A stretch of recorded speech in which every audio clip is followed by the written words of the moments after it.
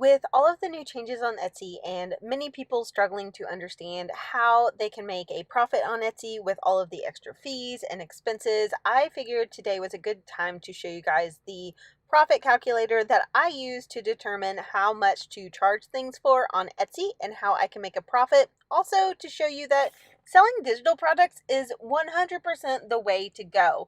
It is awesome to create physical products, but digital products have such an amazing margin. So today I'm going to walk you through the profit calculator on eRank. This is a free tool that I use for my Etsy shop and to just improve my Etsy SEO and tools that I have to make my shop the best that it possibly can be. So I'm going to show you how to go through their profit calculator because it is an amazing tool that you need to be using.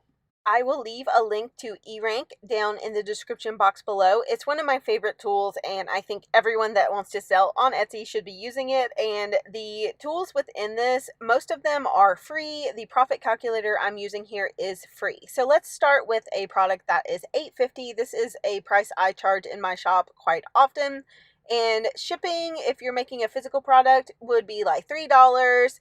And say you give a coupon code to your newsletter people for 10% off. So you don't necessarily have to do offsite ads unless you are selling over $10,000 a year, which I am not yet at that mark. I probably will be this year.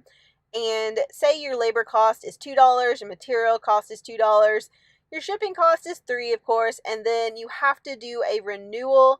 So you have to have a multiple of 0.2 right here or 0.4. I had so much trouble when I was doing this video and I have no idea why, but I ended up leaving it at 0.2, which is 20 cents to renew your ad. So you have a listing fee, a renewal fee, a transaction fee, which is 5% on both the cost and the shipping. So that's 53 cents. Then you have a payment processing fee, which is 57 cents. So on an $8.50 product, you are ending up paying $1.30 in fees. So the amount you are getting after your price and shipping price from the customer is $10.65. And then since you have physical and material cost, you are spending $7.20. Then with fees, $1.30. So your profit is only $2.15, which is a margin of 20%. So let's say we are doing a digital product instead. So you won't have anything to ship, so that will remove that $3 in shipping price. You can keep your product still listed at $8.50. It may be less if you're doing a digital product, but I've sold plenty at $8.50, so I think that's a fine price. You do probably have a labor cost, so I'm going to leave that at $2. There is no material cost. There's no shipping cost. You do have a renewal, but look how that changes your estimated margin. It goes from 20% to 57%. You are instead making a profit of $4.39 on this product because it's a digital product. Because you don't have shipping costs, Etsy also charges less in fees, so $1.06 in fees. So you'll get $7.65 as the price from the customer, and then you do have $2.20 in labor costs, which is generous because if you've made this once, you know you really don't have extra labor costs ongoing. So this would be zero on future purchases, which would give you another $2.20 back to your margin.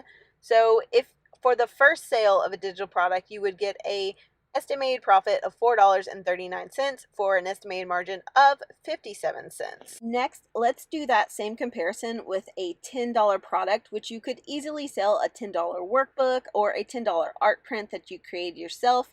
If you're doing a physical product, you would have to ship those items, so you would have maybe $3 in shipping. Say you give a discount of 10%, and then you do have labor costs, of course, which hopefully you are able to determine how much time it takes you to make a project so that you have an accurate amount of labor cost for each product, because this is very important. You need to know how much you're spending your time. Say a material cost of $2 if it's physical, $3 for shipping, and then a renewal of 20 cents.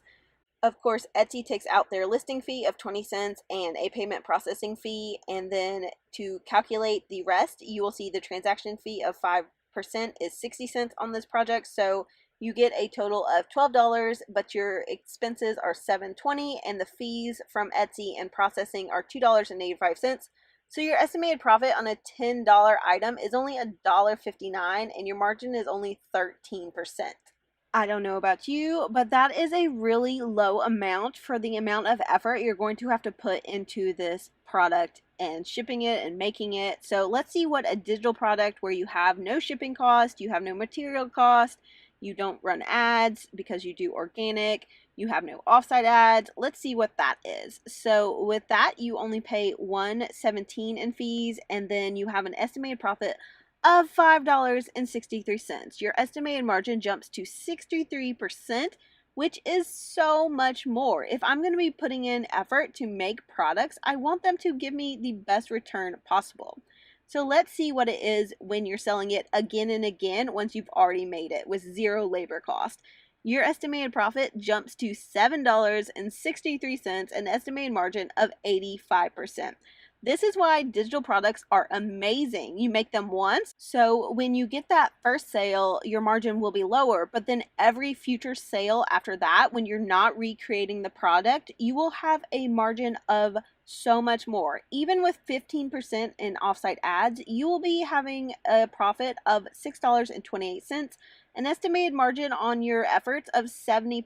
That is so much more than doing a physical product, and you have a lot more wiggle room to run ads, to promote in different ways, to spend money on getting people to see and buy your item. Instead of being unable to run ads because your profit margin is only 13%, you can put 15% of the product price into Etsy's offsite ads or your own ads and still have such high margins that you're making a good profit regardless. So this is why I love and promote making digital products. It's just the way to go.